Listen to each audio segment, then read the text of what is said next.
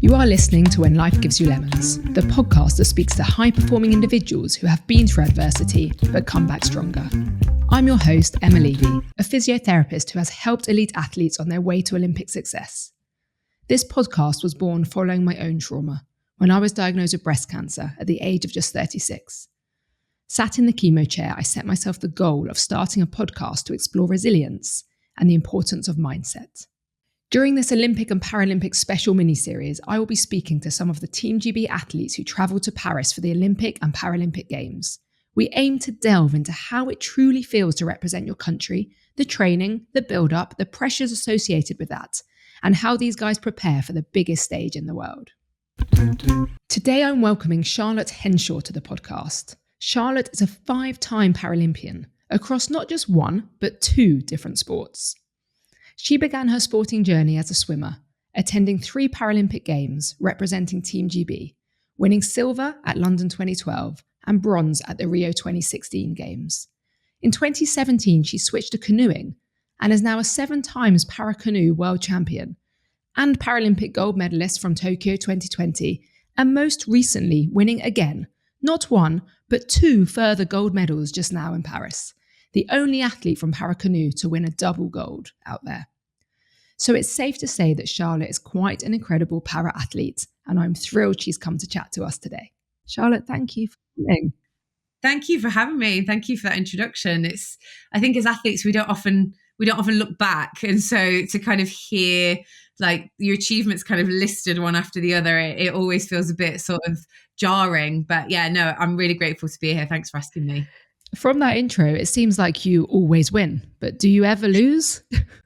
Yes, I do lose. And particularly, I know since I've come over to canoeing, it's kind of seemed like the gold medals have been coming in thick and fast, which they absolutely have. But it's also not been my race every race. The biggest standout that I can think of at the minute is 2022 Europeans. I dropped my paddle in the final of the European champs, and I was kind of leading, and then something happened in the water. I completely slipped the water, dropped the paddle, had a momentary panic, and yeah, I didn't win that one. But yeah, and certainly the VAR event, which is the newer event of the 2 that I won in Paris.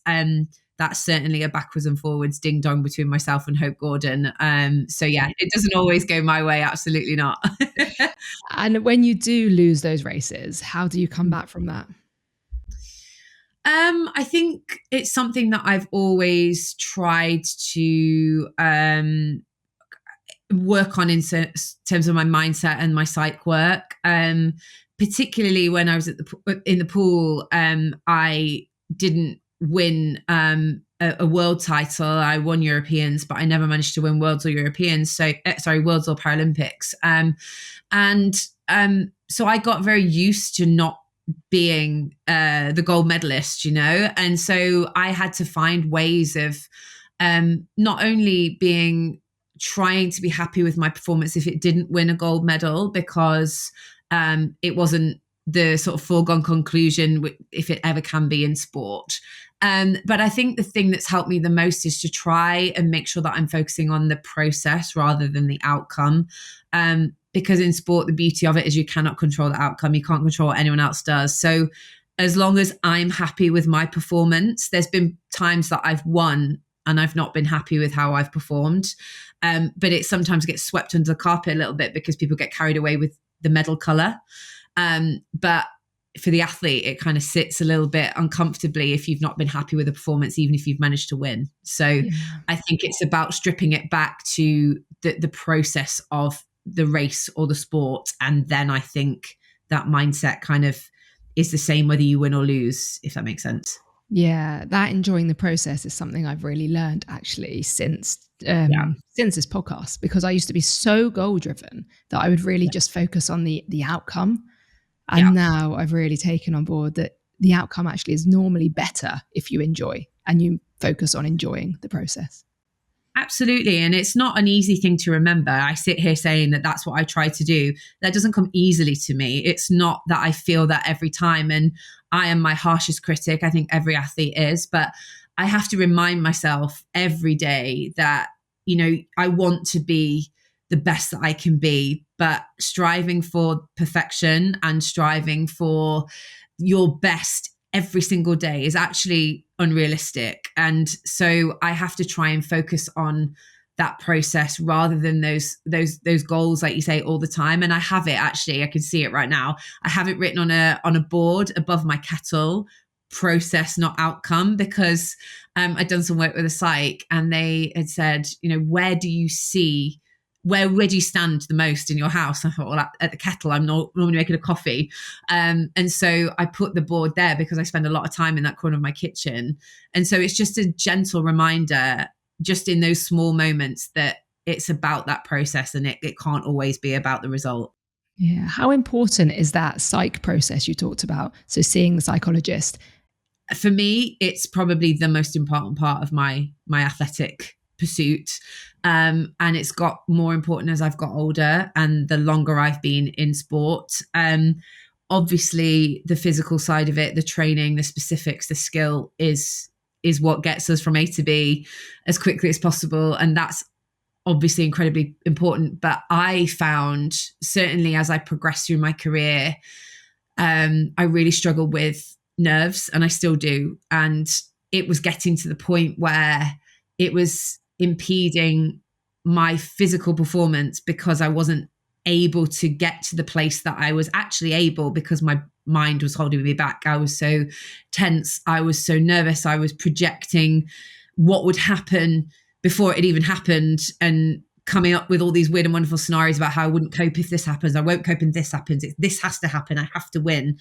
And so having a connection with not only the sports psych that we have at canoeing, but I actually this year only have branched out to go and see somebody external from the sport, because I found, for me, I needed someone completely independent to listen to me and have no preconceived ideas of what I was talking about, don't really know the sport that well, but allowed me to sort of express how I was feeling. And she has been so instrumental in the shift in mindset that I took into Paris, that it's absolutely one of the most important things, if not the most.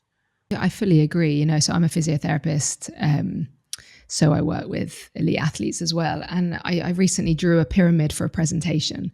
And, you've got the physical component and the skill component of this pyramid. And then right at the very bottom of that pyramid, I put mindset.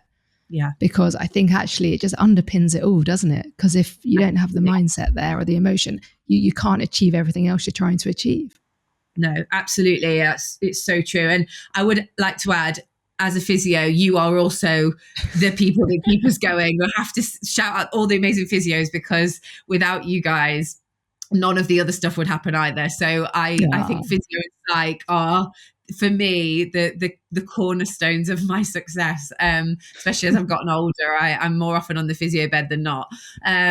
But this, like you say, yes, absolutely, the mindset, it underpins everything. And I think that it's not only in competition, it's also in training, because we spend all day, every day, it feels like, with every decision that we make is geared around our sport. And that is a really tricky place to live. And it's a really tricky headspace to be in.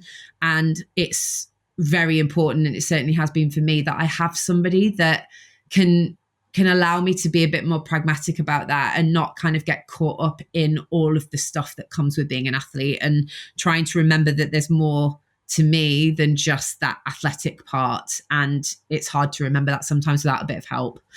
Yeah, definitely. And I don't know if people realize really how hard your job is. Yeah.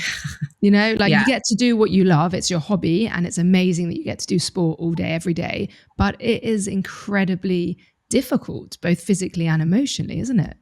Absolutely. And I think a lot of athletes certainly feel uncomfortable voicing that, because on the outside of it, we get to live, and it is a wonderful life to get to live. Like you say, we get to do our passion and essentially what might have been our hobby as our job, and it takes you to amazing places and you get these incredible experiences. But it is a tricky life to live, and I think it sometimes feels a bit hard to say that when you are on the surface of it playing sport for a living.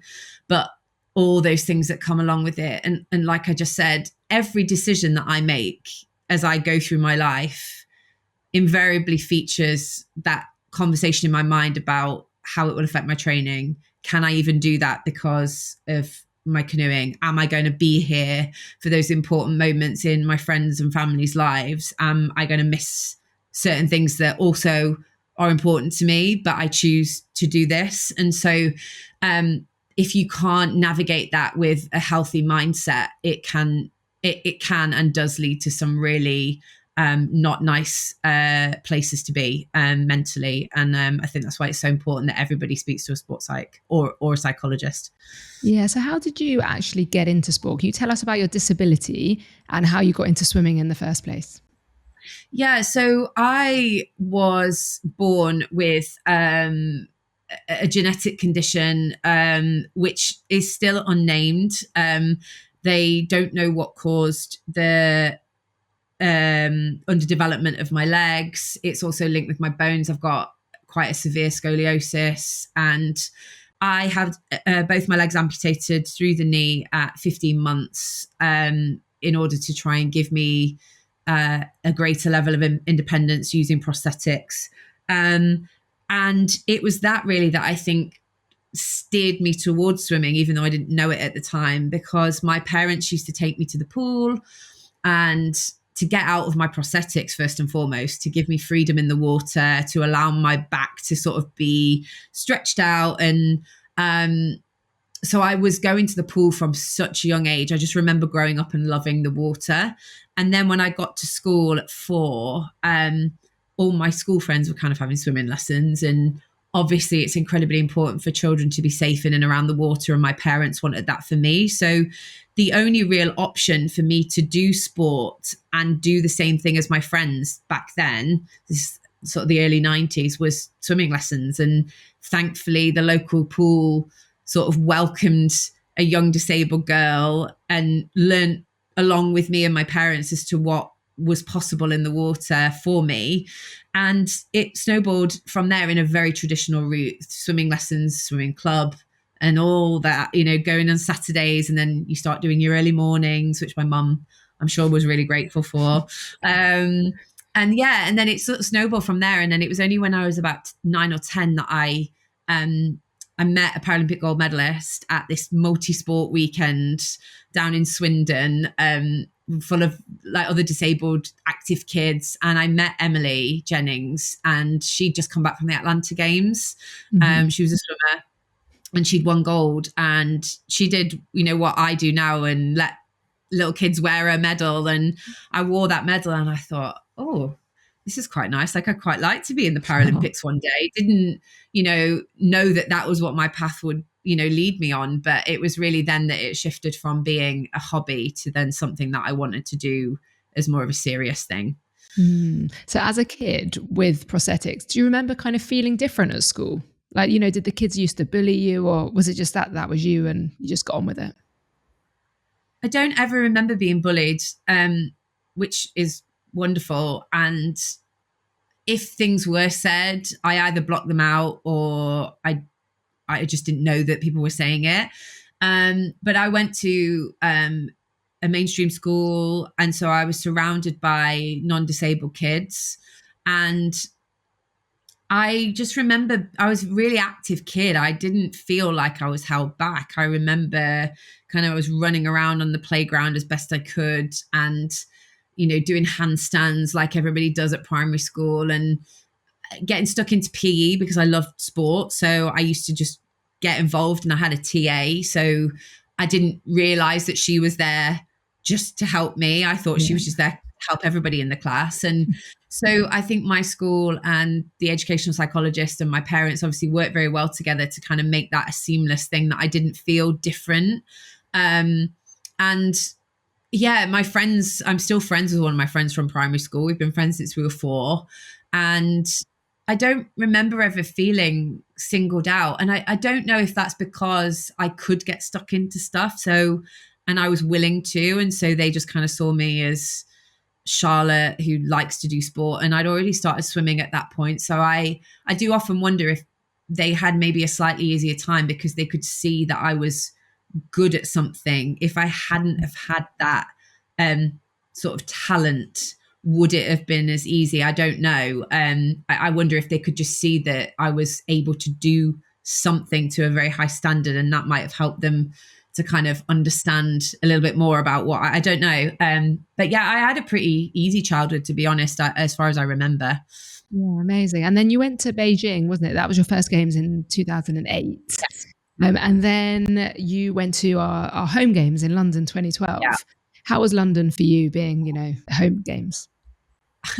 It's funny because when they said that London were bidding for the games, it was before I'd been to a Paralympics. I think it was 2005 we got the bid. And I remember being really annoyed that New York hadn't won the bid, because I wanted to go to New York. And I was like, oh, if I'm at the Paralympics, I go to London all the time. How rubbish. And then I soon realized the huge privilege it is to have a home games fall at the right time for your career. And so, yeah, I mean, I hadn't qualified for the games. I had overtraining syndrome in the beginning of 2012, and I missed qualification at both sets of trials that we had. And so I was taken to London on a wild card.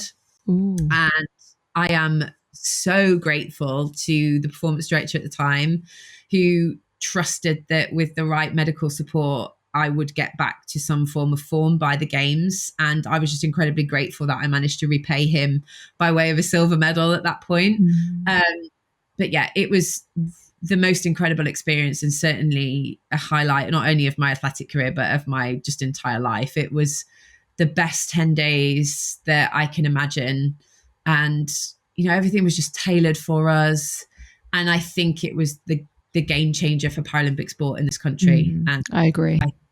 I just think that the way that the public embraced the Paralympics, and the way that then Channel 4 obviously came in and became the broadcaster, it changed everything for the Paralympic movement. And, it's not just British athletes that say that. Athletes from other countries who were in London say, we weren't the home team, but it felt very different. And, I think we should all be incredibly proud of that.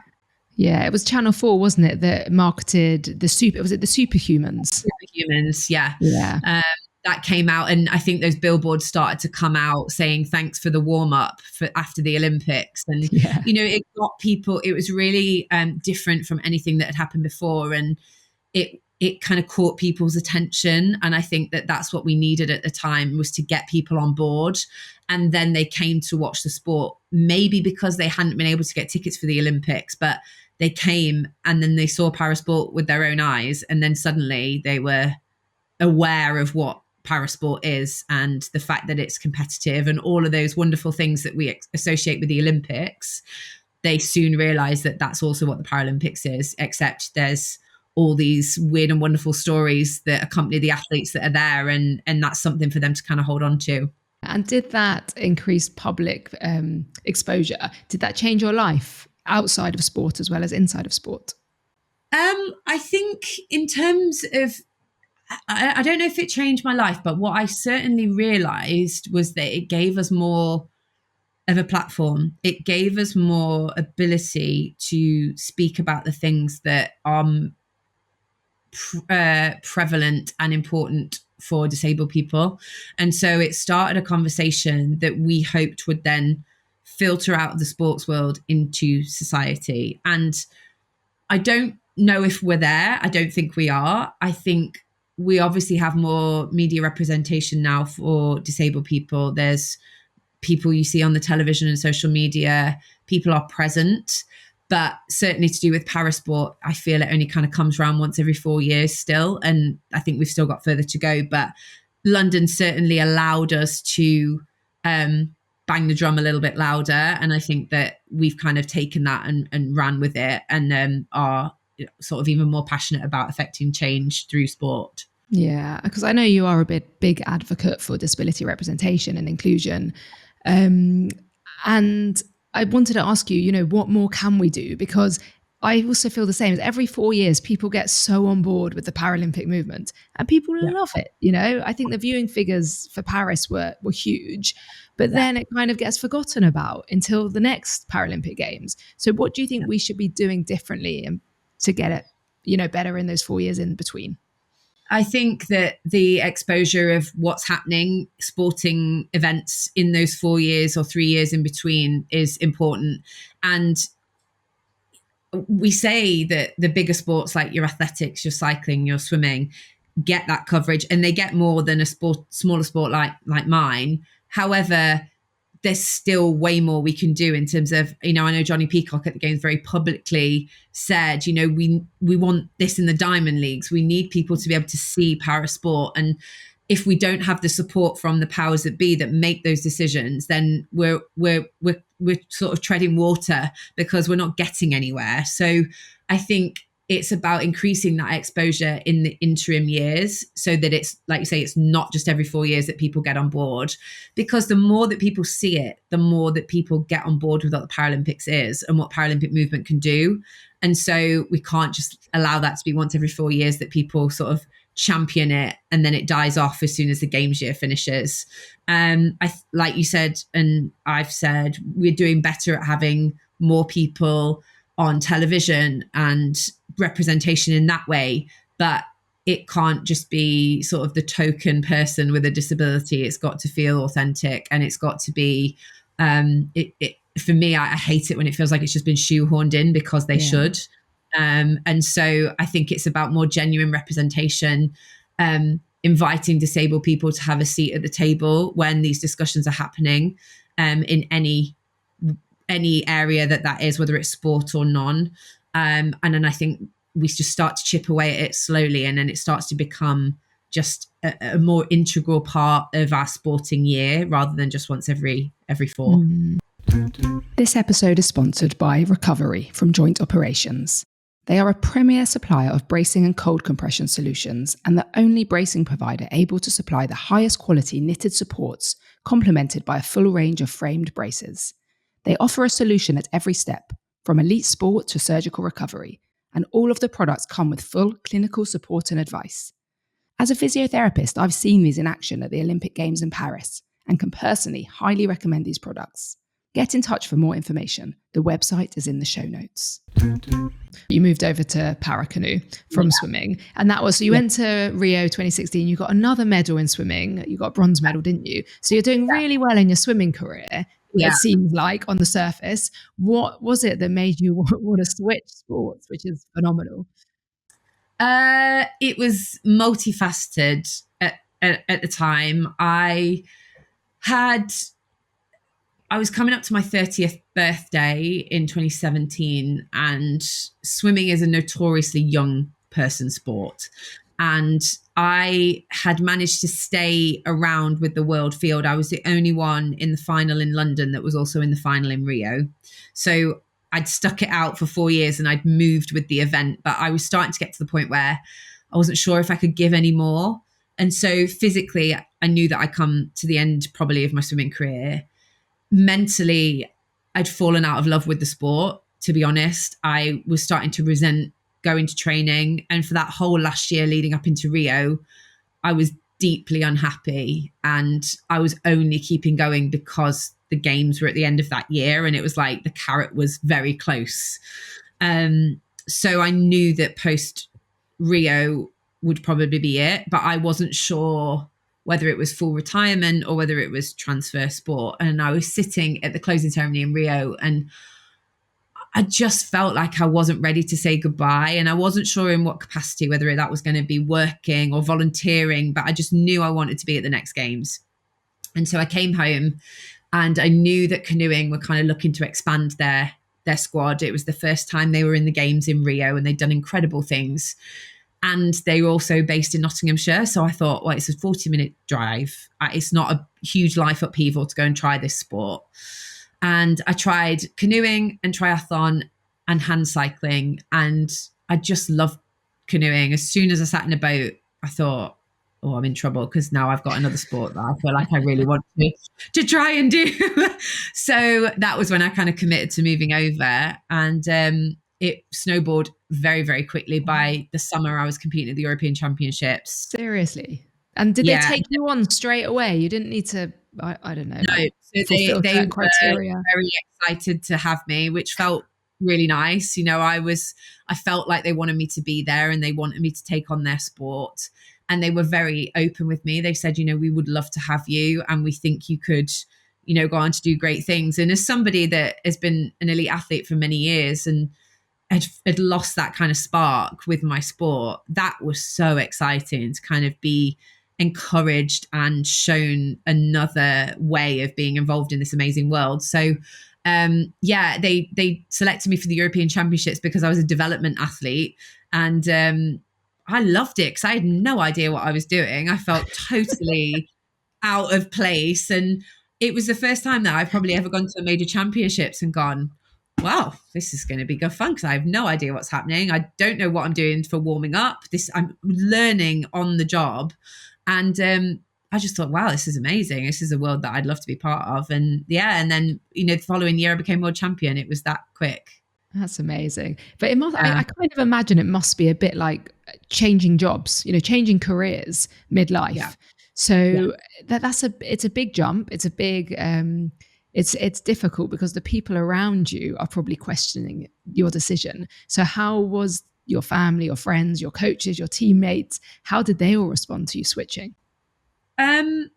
So family, friends were all massively supportive. I think they were just like, she doesn't actually want to get a real job, so she's just trying to extend her athletic career messing around in a boat now rather than messing around in the pool.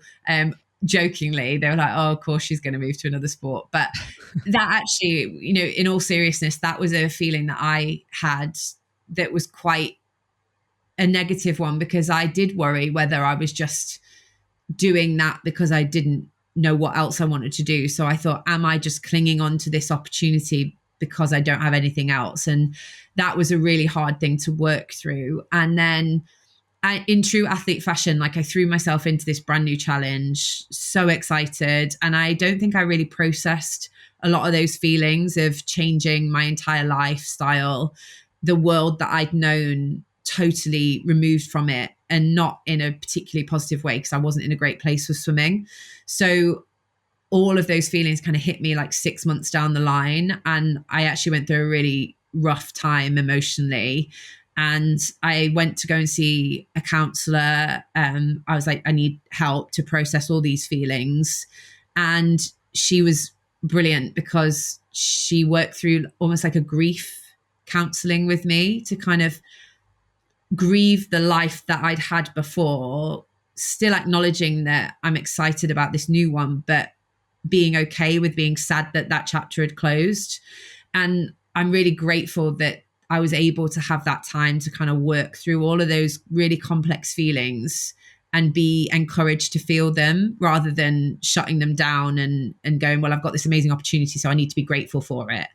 And that it was a really tricky time underneath it all. It took a while to get used to being somebody different and sort of following the desire to do something new, but being very much outside of my comfort zone for a long period of time. It's interesting, isn't it? Because in society, we're kind of taught to stick with one thing. And it's the same with our careers. And I'm a big advocate for actually, hopefully we're going to be alive for, let's say, 100 years. Yeah. If you're age 50, 60, and you might still have another 40 years left, why can't you change it up? But people are so resistant to that change, aren't they? People think you need to stay in one job your whole life. 100%. And it was really interesting because I was turning 30 when I moved, and a lot of my friends, I'm friends with all my school friends, so we're all the same age. A lot of my friends who had been dead set on careers started to go through that questioning period, as we got into our 30s. And, quite a few of them changed jobs or, was I'm not happy doing this, or I'm not happy here and I want to do this. And it takes a lot of courage to be able to do that and step outside of your comfort zone. And I think we're very used to seeing people put themselves in uncomfortable places in sport, but not necessarily always in the way of just sort of completely changing the world that you are part of and going to do something new. And I think the other thing that I found tricky was that in my brain, I was still an elite athlete, and yet my skill set in my new sport did not match up to what I wanted in my head. And so I got this weird expectation of myself that I should be better, but of course I wouldn't be better because I've only just started learning this skill. And it was a really hard balance to strike, of being sort of kind to myself that you're going to fail in this and that's okay. You don't need to be perfect. And I think that taught me a lot, that kind of transition period of leaving one sport that I'd become very skillful at and going to something new that I absolutely wasn't. Yeah. And on top of all that, do you think you also felt extra pressure to succeed because of the people around you and, maybe the doubters? Yeah, absolutely. And also that people had taken a chance on me, because I'd come from another sport. There was a transitional program that allows athletes to move from sport to sport, but they have to sort of almost take a punt on you that you're going to be good, because they have to commit before you show any promise. So I thought, well, they've seen something in me, and now if I don't deliver, I've kind of let them down, and I've wasted all this time messing around in a boat, and I've not got anything for it. And so I think that's why in that 6-month period, I'd been retired from swimming for 6 months, and I think that's why it all came to a head at that one time, because all of those feelings were just kind of coming into my brain every day, and I hadn't taken the time to sort of work through them. And so absolutely that made it harder. And that must have been quite an amazing reward when you then got a gold medal at your first Paralympic Games in Tokyo. Yeah, I mean, I have to admit that feeling as I crossed the line in Tokyo couldn't have been more different to how I felt crossing the line 3 weeks ago in Paris. Oh, yeah. In Tokyo, it was just sheer relief. I'd finally achieved this thing that, it's weird because I never felt unsatisfied with how my swimming career had gone. If I'd have retired after swimming, I wouldn't have said that I had an unsuccessful career because I wasn't Paralympic champion. I was very pleased with how I'd accrued world, European, Paralympic medals, broken world records. I never felt like I was unfulfilled. But then when I moved over to canoeing and I started to win, it then felt like, well, now you know you're capable and people expect this of you, and it's the only thing that you have never achieved.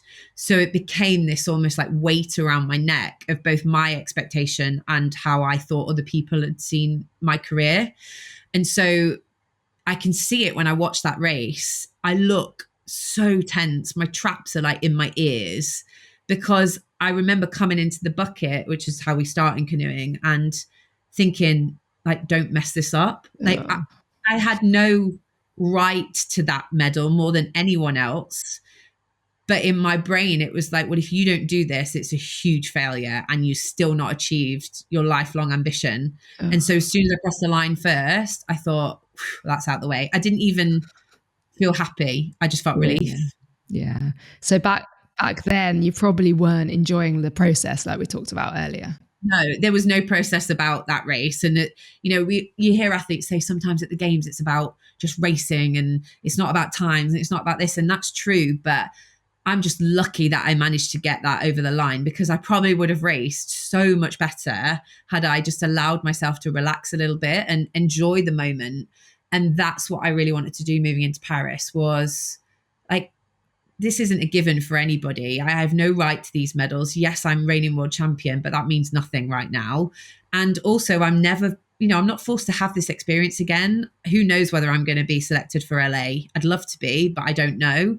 And so I didn't want my potentially last memory of racing at Paralympic Games being so frightened that I didn't enjoy it. And so I really made an effort to race sort of freely. And it didn't come easy, but I think because I've made the effort to try and enjoy it, I enjoyed it so much more. Wow. So when you crossed the line in Paris, how did that feel? Just happiness. Like, there was no relief about it. And I was sitting in the bucket, looking down the lane, knowing this was a Paralympic final. And my thought process was, let's give it a go. Let's see what happens. And like, I've done the work. Let's see what happens. And that was literally all I thought, like, let's see.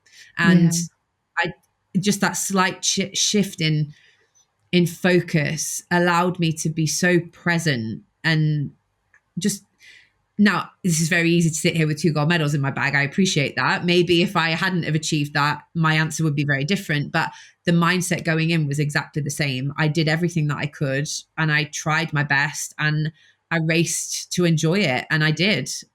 So completely different feeling, completely. And do you think any of that mindset change came with emotional maturity and being 4 years older? I think so. And I often look at like younger athletes and think, I wish I could be as sort of carefree as you and just kind of just go and enjoy it. And, it is what it is and we'll see what happens. And I think it is actually having the maturity to realize that you don't need to be as laser focused at you do, but in certain areas it's okay to enjoy it. Like that's what we do it for. If I didn't enjoy my sport, I probably shouldn't be doing it.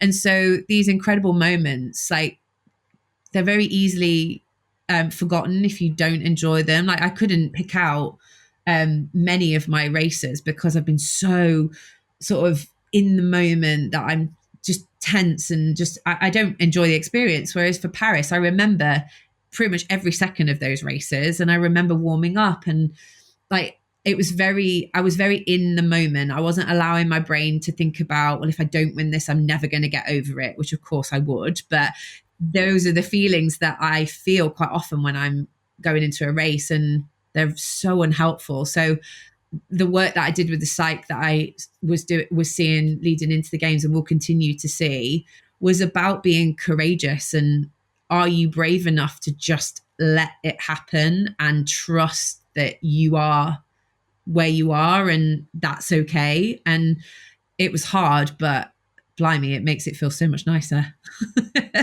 Yeah, I love that. And in paracanoe, I mean, you seem to go till you're quite old, don't you? Because you're not young anymore. But No. And emotionally, obviously, you're learning, so it's good. But what about physically? Physically, as you're getting older, that must get quite a lot more challenging. Yeah, and I think the beauty of canoeing is on both the Olympic and Paralympic side, it's a very mature sport. Like you are one of the greatest paddlers that we've ever seen, Lisa Carrington. She won 3 gold medals in Paris. She's in her mid-30s, and that's not unusual in canoeing. And so I don't feel like I'm one of the older ones because there's a lot of people who are similar age to me still doing incredible things. Of course, you have to be smarter about how you train when you get older. I don't recover as well as I used to. I had a surgery at the start of this year for an arthritic elbow that needed cleaning out. Yeah, I had bone spurs and floating bodies in my elbow and it was locking shut. It was just a mess. And we were going to try and see it through to the games, but actually it got to the point where impossible, needed it done. So little things like that are starting to creep in, but I think you'll know working with athletes, it's about managing your body and what you're able to do, and what is right for you may not be the same as somebody else, and having the courage to go, actually, this is right for me. And so I'm not going to follow this program. I'm going to do this. And I think it's just about being smarter as I'm getting older as to what I'm training and where I'm getting the bang for buck. Yeah. And it's taking ownership, isn't it? Absolutely. And I think that's so important, is having really good conversations with the team around you and making sure everybody's on the same page and understands where you're coming from and you understand where they're coming from. And if it's not the same, kind of meeting in the middle and having that ability to try things, but know where your line is, and trusting that you know yourself well enough to know that that's the right call. Yeah. That only comes with experience, doesn't it? That's exactly what I was going to say. So I read something that said there's a big correlation between athletes that take ownership of their training and the amount of medals they win. And I think as you get older and get more experienced, you're more willing to take ownership of that program because you can trust yourself and you know what works and what doesn't work. Absolutely. And, I very much am, I'm not a canoeing coach. I would love to be in the future, but if I knew all the answers, I wouldn't need a coach. I wouldn't need a team around me. But at the same time, I know how I respond to training and I know how I feel. And I'm very okay now with saying, actually, I need to tap out. I'm done. This is giving me nothing. If anything, it's making me less likely to be able to train for the rest of the week. So I'm happy that I'm going to step back now. And it doesn't come easily. It doesn't feel great to sort of have to go, actually, I'm going to miss this one. But ultimately, like, that that's the right call. And it's about like have the strength of conviction to say, like, this is good. Yeah. I'm happy for your input, but I'm happy with what the decision I've made. Yeah. And outside of sport as well, I've read that you're also an advocate for women's health issues. Absolutely. Is that right? Because you've had some issues with endometriosis yourself? Yeah. So I was diagnosed with endometriosis in 2020 after 8-9 years of symptoms and no answers. I actually started feeling what I now know is endo symptoms when I was swimming. And they progressed as the years went on, and had every test under the sun, it felt like, and no answers. And I finally, during the lockdown, actually, I was put in contact with a female health physio because I was having some pain, like lifting in the gym and when I was in the boat. And just a chance conversation with her, kind of this word endometriosis came up. And she said, I think you ought to go back to the doctor and ask to see a gynae specialist. And I did that, and whizzed through the process, had to have a surgery to exploratory kind of look for it, and it was found, diagnosed. And that diagnosis for me was a huge relief. I knew that something was wrong, but I was getting no answers. So when I came round from my surgery and they said, we found extensive endometriosis all over your womb, all over your pelvis, I actually was like, well, thank goodness, which is, a real kind of odd thing to think, that I'd just been diagnosed with this thing that I will never get rid of. But I knew that what I'd been feeling was true. And also it gave me something to work with. I knew what we were dealing with. And so then I could go away and make sort of contingencies for when I didn't feel great. I knew what things trigger the pain, or I know that if I wake up one day and I can't get out of bed, not to force it, rather than before I was like, well, I don't think there's anything wrong, so I'll just crack on. So I massively advocate, certainly athletes, but everybody, to sort of be really tuned into their menstrual cycle, their menstrual health, and speak up if there's something that's not right for you. Well, it's validation, isn't it? If you've had symptoms for 7-8 years, like you said, and people have said there's nothing wrong, finally getting that diagnosis is validation that actually you're not making it up and there is something going on. Can you tell us what actually is endometriosis? Because people might have heard the word, but they might not know what it actually is.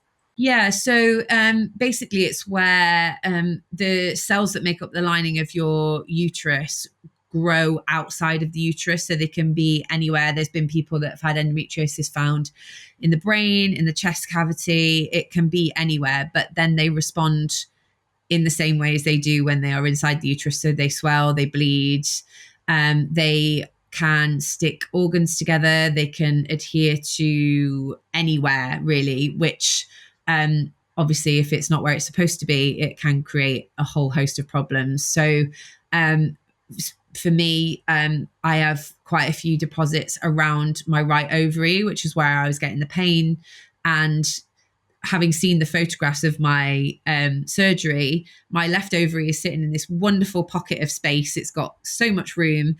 And on the right-hand side, you can barely see my ovary because the endo deposits have just stuck everything together. And so obviously every month when my ovulation was coming around, that was swelling and I was getting excruciating pain on the right-hand side.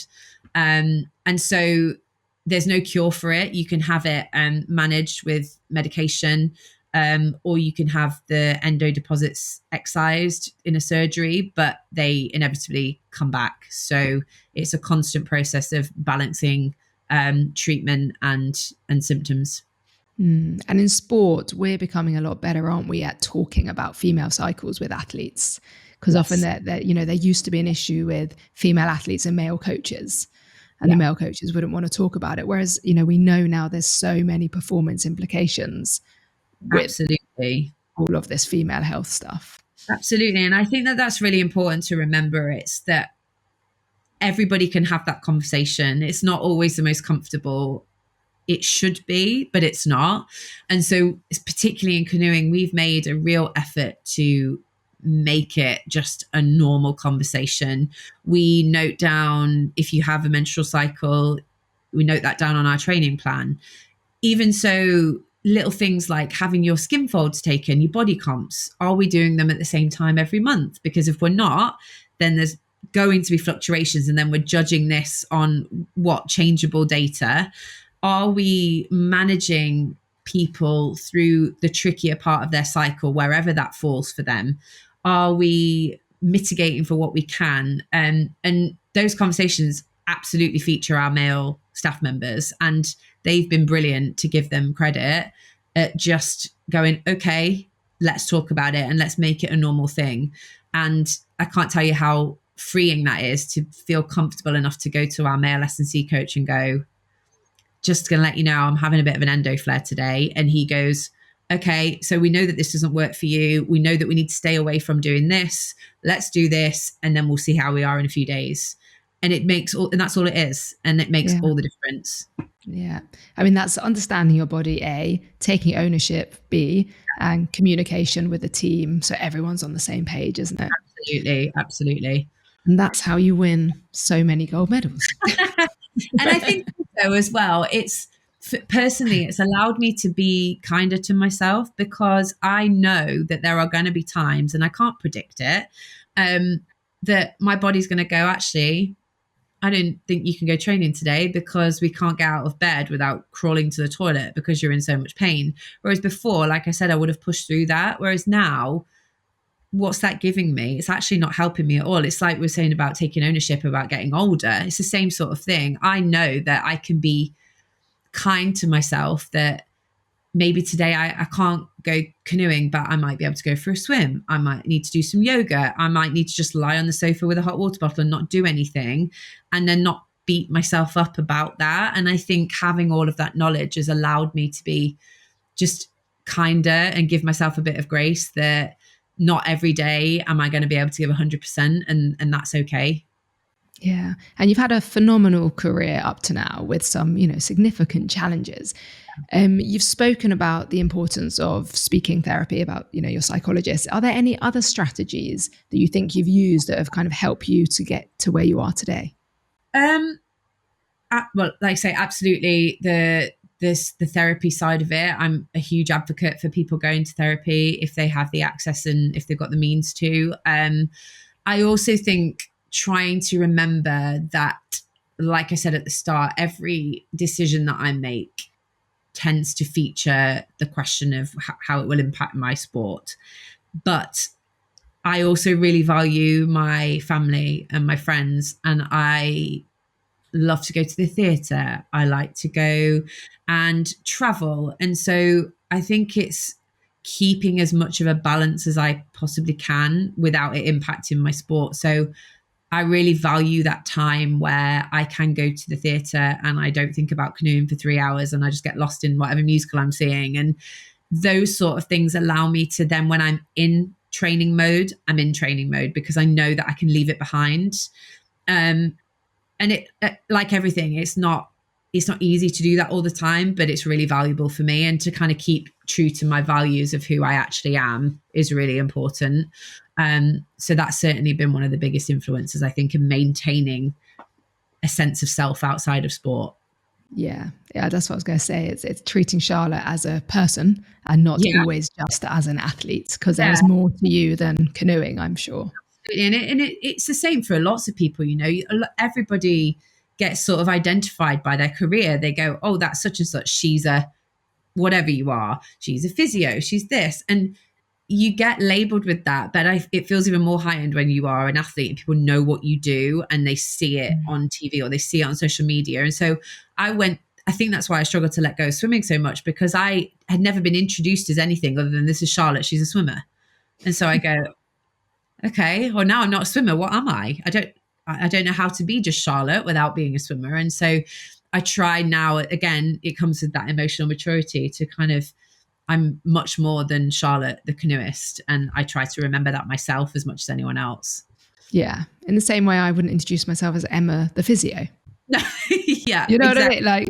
Like there is more to us than our jobs, basically. Absolutely. Absolutely. Charlotte, I'm going to ask you a final question that I ask all of my guests, which is, if you could go back in time to when things were at their toughest, so, the difficult periods you've talked about throughout your career, what do you wish you could have told yourself as you were going through those times? I think I would remind myself to be kinder to myself. I think I'm very tough on myself, always have been, always want to prove that I am enough in terms of probably through my athletic performance. And I think I'd remind myself that, similar to what we were just talking about, there's so much more to you than what you do as an athlete, and what you do as an athlete has far-reaching implications more than just winning a gold medal, both for you and for other people. And to remember that, and perhaps not be as hard on myself when I felt like I was the only person in the world that felt like that, but I shouldn't feel like that, because what you do is a privilege. And so I think to be kinder to myself and give myself a bit of grace to feel all the feelings, and know that things will work out the way that they're supposed to. Yeah, that's brilliant. Thanks so much, Charlotte. Thank you. Thank you for coming on the podcast today. Thank you for, raising awareness on things like endometriosis and disability representation and everything you do outside of your sport. And congratulations on being just an incredible athlete and role model. Thank you very much. Thank you for the chat. I've really enjoyed it. Amazing. Thank you. Thank you.